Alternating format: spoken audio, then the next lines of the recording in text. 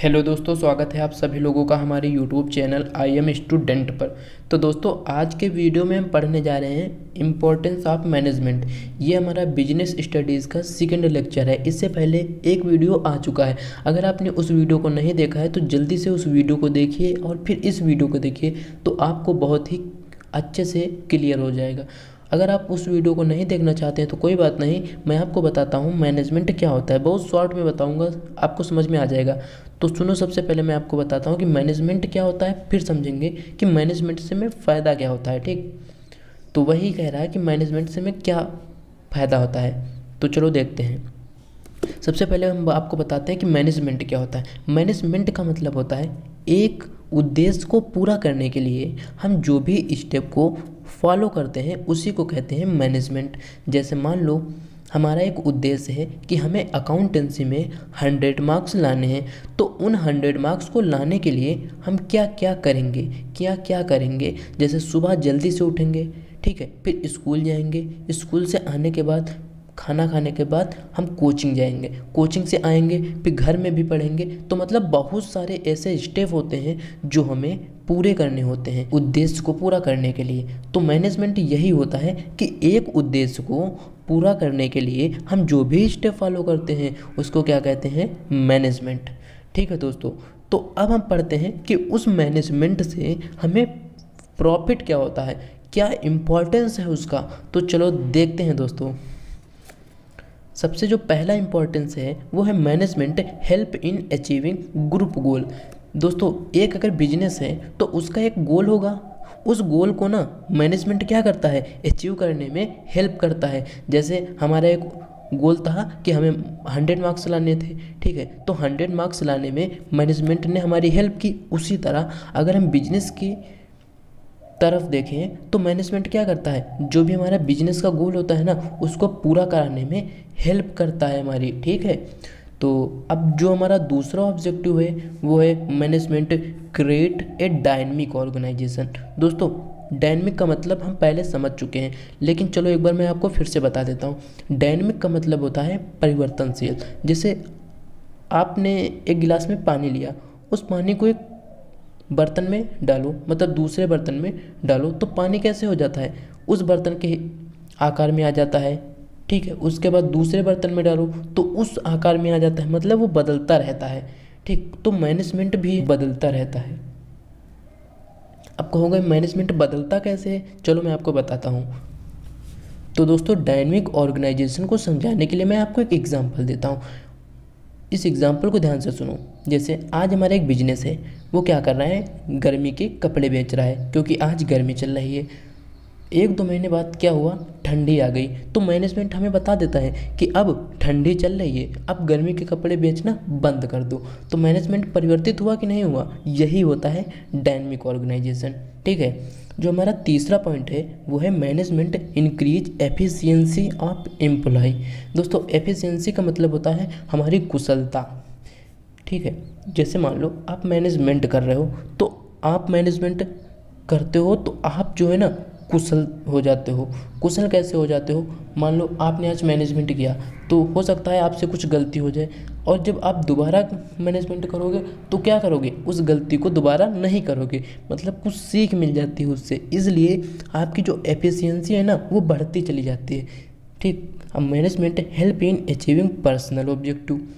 दोस्तों, personal objective क्या होता है, चलो मैं आपको एक एग्जांपल देता हूँ। एग्जांपल ये है कि मान लो आप किसी बिजनेस में एक एम्प्लॉय की तरह कार्य करने गए, ठीक है, और आपको ना टाइपिंग करना बहुत गजब का लगता है, आप टाइपिंग फटाफट कर लेते हो। तो अगर आप बिजनेस पे गए, वहाँ पर आपको टाइपिंग का काम मिल जाए, तो उससे तुम्हारा पर्सनल ऑब्जेक्टिव फुलफिल हुआ कि नहीं हुआ, मतलब तुम्हें इंटरेस्ट भी है और तुम्हें वही काम मिल गया, तो वहाँ पर तुम्हारा पर्सनल ऑब्जेक्टिव फुलफिल हो गया। तो मैनेजमेंट इस चीज़ में ना हमारी सहायता करता है ताकि पर्सनल ऑब्जेक्टिव भी पूरे हो जाएं। और जो पांचवा इम्पॉर्टेंस है वो ये है कि management help in development of society. दोस्तों, मैनेजमेंट ना सोसाइटी के डेवलपमेंट में भी बहुत ही ज़्यादा हेल्प करता है। कैसे, चलो मैं आपको बताता हूँ। मान लो एक बिजनेस है, ठीक है, तो बिजनेस क्या करता है, अपने आसपास के लोगों को रोज़गार देता है। जब रोज़गार देता है तो डेवलपमेंट हुआ या नहीं हुआ दोस्तों, आप बताओ, हुआ ना? तो इसे हम कहते हैं डेवलपमेंट ऑफ सोसाइटी। तो शायद आपको ये पांचों पॉइंट समझ में आ गए होंगे कि इम्पोर्टेंस ऑफ मैनेजमेंट क्या होता है। तो अब हम आपको एक ट्रिक देते हैं, इस ट्रिक से ना आप इन पांचों पॉइंटों को याद कर सकते हो।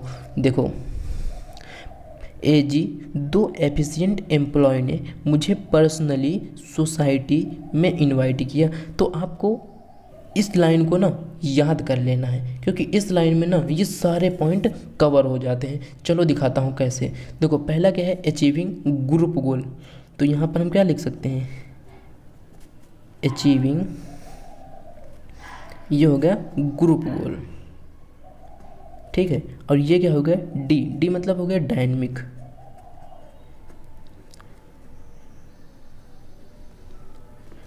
इसको आप ऑर्गेनाइजेशन कह सकते हो। और एफिशिएंट एम्प्लॉय का मतलब क्या हुआ, एफिशिएंसी ऑफ एम्प्लॉय, ठीक है।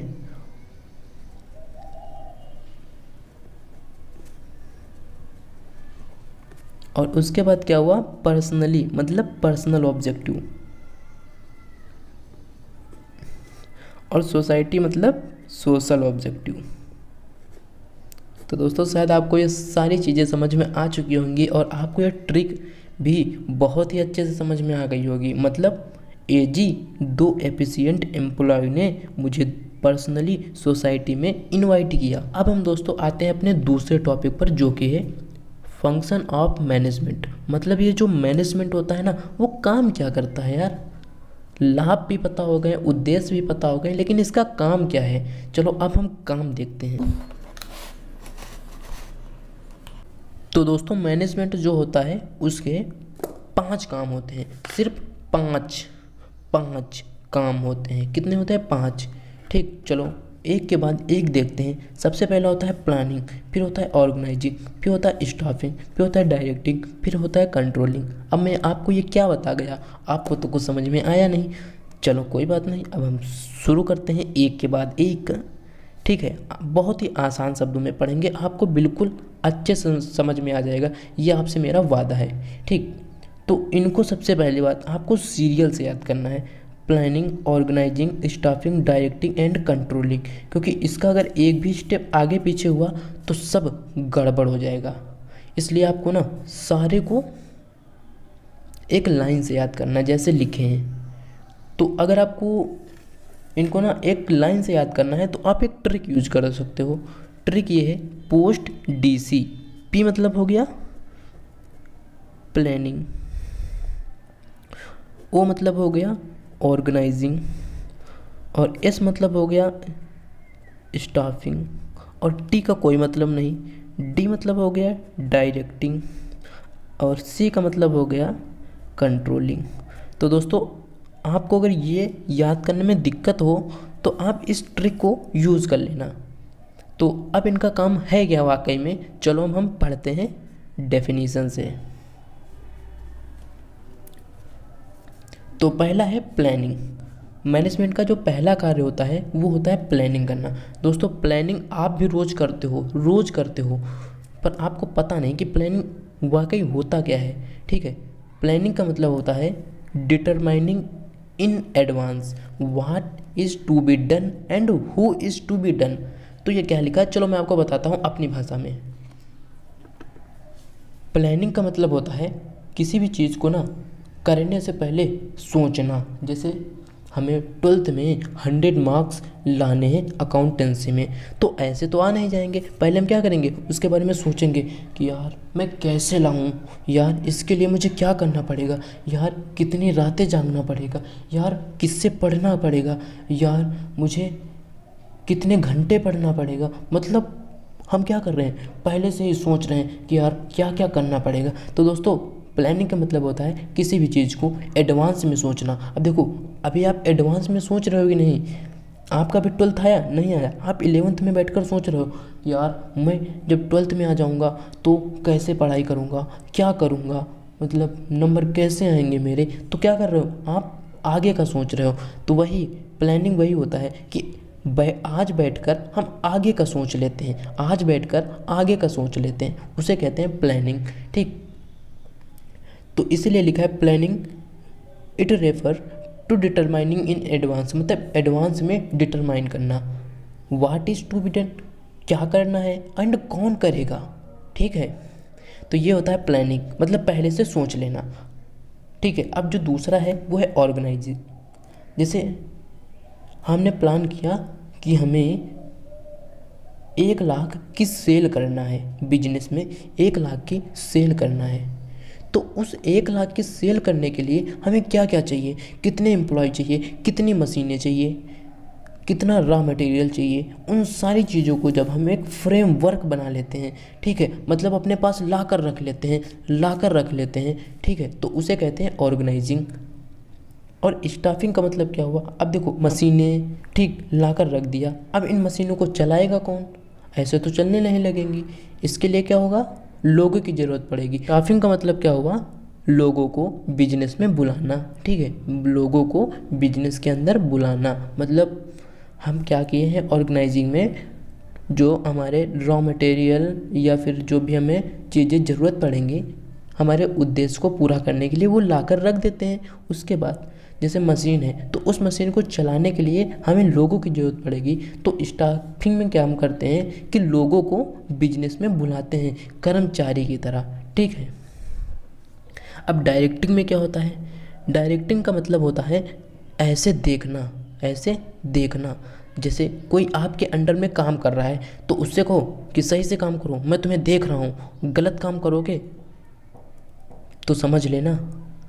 ठीक है, तो डायरेक्टिंग का मतलब क्या हुआ, किसी को डायरेक्शन देना, उसके डायरेक्शन उसे डायरेक्शन देना कि काम को ऐसे करो, उसे मोटिवेट करो कि अगर काम तुम अच्छे से करोगे तो तुम बहुत ही आगे तक जाओगे, तुम्हारा प्रमोशन हो सकता है। वाह क्या गजब का काम कर रहे हो, मतलब किसी को मोटिवेट करो, इन्फ्लुएंस करो, कहो कि तुम यार बहुत अच्छा काम कर रहे हो। ठीक है, तो डायरेक्टिंग में क्या होता है, हम एम्प्लॉय को डायरेक्ट करते हैं, उसे सुझाव देते हैं कि तुम ऐसे काम करो, उसे मोटिवेट करते हैं। ठीक है, अब कंट्रोलिंग क्या होता है दोस्तों, ये जो कंट्रोलिंग है ना, इसको बहुत लोग गलत तरीके से समझ लेते हैं। कंट्रोलिंग वो सोचते हैं कंट्रोल करना, कंट्रोलिंग मतलब कंट्रोल करना, लेकिन किस चीज़ को कंट्रोल करना ये नहीं पता होता उनको। ठीक, कंट्रोलिंग का मतलब क्या होता है, चलो मैं आपको बहुत सरल तरीके से बताता हूँ। जैसे हमने प्लान किया था इस बार ना हमें 100 रुपये की सेल करनी है, लेकिन हम जब प्लानिंग, स्टाफिंग, डायरेक्टिंग, कंट्रोलिंग सब कर चुके, ठीक, उसके बाद हमने देखा कि हमारी जो सेल है ना 100 की जगह पर 90 हुई। ठीक है, ये 90 जो हुई इसमें 10 का अंतर आ गया। ठीक है, ये जो अंतर आया ना, ये अंतर क्यों आया, इस अंतर आने के पीछे रीज़न क्या है, इस रीज़न को हम देखते हैं और फिर इस रीज़न को सुधार करते हैं। तो कंट्रोलिंग का मतलब यही हुआ, कंट्रोल करना कि हमने जो ऑब्जेक्टिव सोचा था, हमारा ऑब्जेक्टिव पूरा हुआ कि नहीं हुआ, अगर पूरा नहीं हुआ तो क्यों नहीं हुआ, उसका रीज़न क्या है, ये हम देखते हैं। तो शायद दोस्तों आपको ये भी बात समझ में आ चुकी होगी। तो अब हमारा जो सबसे आखिरी टॉपिक है आज की वीडियो का, वो है function and level of management. दोस्तों ये क्या होता है, चलो मैं आपको बताता हूँ। दोस्तों जो मैनेजमेंट होता है ना, वो ऐसा नहीं कि कोई एक व्यक्ति करता है। जैसे स्कूल है, अब ऐसा तो नहीं कि कोई एक व्यक्ति चलाता है, वहाँ पर प्रिंसिपल भी होते हैं, उसके बाद टीचर होते हैं। तो दोस्तों बिल्कुल वैसे ही मैनेजमेंट में भी ना प्रिंसिपल होते हैं, फिर होते हैं टीचर। तो कहोगे कि मैनेजमेंट में प्रिंसिपल टीचर कहाँ होते हैं, दोस्तों उसी तरह होते हैं। तो देखते हैं कि मैनेजमेंट के कितने लेवल होते हैं। दोस्तों मैनेजमेंट के ना 3 लेवल होते हैं। अब इन 3 लेवल को मैं समझाने के लिए आपको एक एग्जांपल देता हूँ। देखो मान लो आपका स्कूल है, तो स्कूल जो है कोई एक बंदा तो नहीं चलाता है, प्रिंसिपल भी है, वाइस प्रिंसिपल भी है और टीचर भी है, मतलब कोई एक बंदा स्कूल नहीं चलाता है। दोस्तों वैसे ही बिल्कुल मैनेजमेंट ना कोई एक नहीं करता है, उसको करने के लिए बहुत सारे लोग होते हैं, बहुत सारे लोग। तो उसी के आधार पर ना हम मैनेजमेंट को डिवाइड कर देते हैं। मैनेजमेंट को 3 पार्ट में डिवाइड करते हैं, एक टॉप लेवल, एक मिडिल लेवल और एक होगा लोअर लेवल। तो जो टॉप लेवल है वो हम समझ सकते हैं कि हमारे स्कूल के प्रिंसिपल हो गए, मिडिल लेवल हमारे स्कूल के वाइस प्रिंसिपल और जो लोअर लेवल हैं वो हमारे टीचर हो गए। ठीक, तो ऐसे आप समझ सकते हो। तो अब हम देखते हैं कि इनका कार्य क्या होता है। टॉप लेवल जो प्रिंसिपल सबसे ऊपर होंगे, मिडिल लेवल उनसे थोड़ा नीचे, लोअर लेवल सबसे नीचे, और उसके बाद एम्प्लॉय होंगे। ठीक है दोस्तों, तो ये हमारा सीक्वेंस होता है। अब हम ना देखते हैं कि इनके कार्य क्या होते हैं, क्योंकि सबसे इम्पोर्टेंट तो इनके कार्य हैं। तो चलो देखते हैं। तो अब हम देखते हैं कि टॉप लेवल के कार्य क्या होते हैं। तो सबसे पहला जो टॉप लेवल का कार्य होता है वो होता है the formulate the overall organisation goal and strategy. मतलब वो जो ऑर्गेनाइजेशन होता है ना, उसके गोल होते हैं कुछ। जैसे हमारा गोल था 100 मार्क्स लाना, उसी तरह एक ऑर्गेनाइजेशन का क्या गोल होता है कि बिजनेस में अधिक से अधिक सेल करना। लेकिन उस सेल को करने के लिए हमें क्या करना पड़ेगा, मतलब स्ट्रेटजी, हम क्या करें, स्ट्रेटजी। ठीक है, तो ये टॉप लेवल बनाता है कि हमें करना क्या है और कैसे करना है। ठीक है, अब देखो जो दूसरा पॉइंट है वो है they are responsible for the success and failure. अब अगर हमने डिसाइड किया कि हमें 100 रुपये की सेल करनी है, और अगर 100 रुपये की सेल हो गई तो भी यही रिस्पॉन्सिबल हुआ, और अगर 90 रुपये की हुई फिर भी यही रिस्पॉन्सिबल होता है। अब जो हमारा तीसरा पॉइंट है वो है they are responsible for all the activity of business and impact on society. अब एक बिजनेस है, ठीक है, वो बिजनेस आराम से चल रहा है, उस बिजनेस से जो सोसाइटी है ना उस पर क्या प्रभाव पड़ेगा, सारी जिम्मेदारी टॉप लेवल की होती है। सोसाइटी पर अच्छा प्रभाव पड़ेगा या बुरा प्रभाव पड़ेगा, वो टॉप लेवल की जिम्मेदारी होती है। Maintain contact from outside world. अब जो विश्व से संबंध रखता है ना वो भी टॉप लेवल रखता है। इसमें CEO मतलब चीफ एग्जीक्यूटिव ऑफिसर आते हैं, बोर्ड ऑफ डायरेक्टर आते हैं और चेयरमैन आते हैं। ठीक है दोस्तों, तो अब हम बढ़ते हैं middle level management. Middle level जैसा कि नाम से स्पष्ट है कि ये बीच का होता है। ठीक है, they are serve as a link between the top level and middle level. तो दोस्तों ये बता रहा है कि ये जो मिडिल लेवल होता है वो लोअर लेवल और टॉप लेवल के बीच एक लिंक की तरह कार्य करता है। ठीक, देखो यहाँ पर इसमें देखो ये मिडिल लेवल है, ठीक है, और ये टॉप लेवल है और ये लोअर लेवल है। मतलब अब देखो ये एक कड़ी की तरह है कि नहीं, वो टॉप लेवल और मिडिल लेवल को जोड़ रहा है। तो यही इसमें बताया गया है कि ये एक लिंक की तरह कार्य करता है।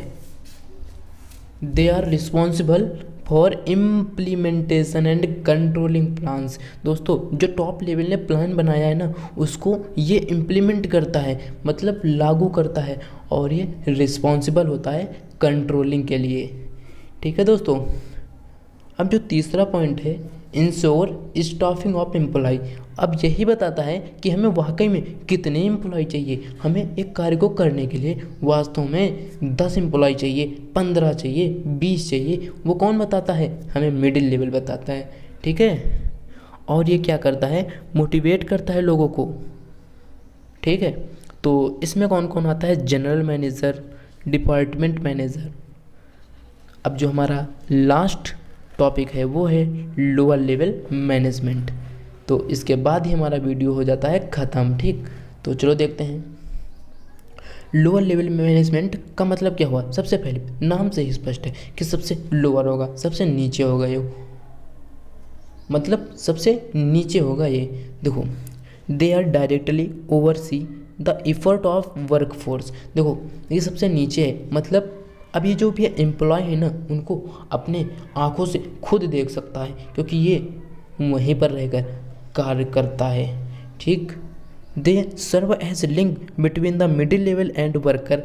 अब जैसे टॉप लेवल और लोअर लेवल के बीच के लिए मिडिल लेवल एक लिंक था, उसी तरह अब जो लोअर लेवल है ना वो एम्प्लॉय और मिडिल लेवल के बीच एक लिंक की तरह कार्य करता है। अब जो तीसरा पॉइंट है वो है ensure availability and quality of goods.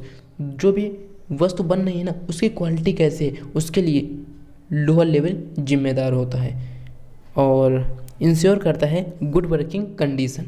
सबसे आखिरी पॉइंट है वो ये है कि इंश्योर गुड वर्किंग कंडीशन। जो भी एम्प्लॉय कार्य कर रहे हैं उनके लिए एक अच्छी वर्किंग कंडीशन को इंश्योर करना इन्हीं का काम होता है। तो इसमें कौन कौन होता है? Supervisor, clerk. तो दोस्तों आज के लिए बस इतना ही, मिलते हैं अगले वीडियो में जल्द ही।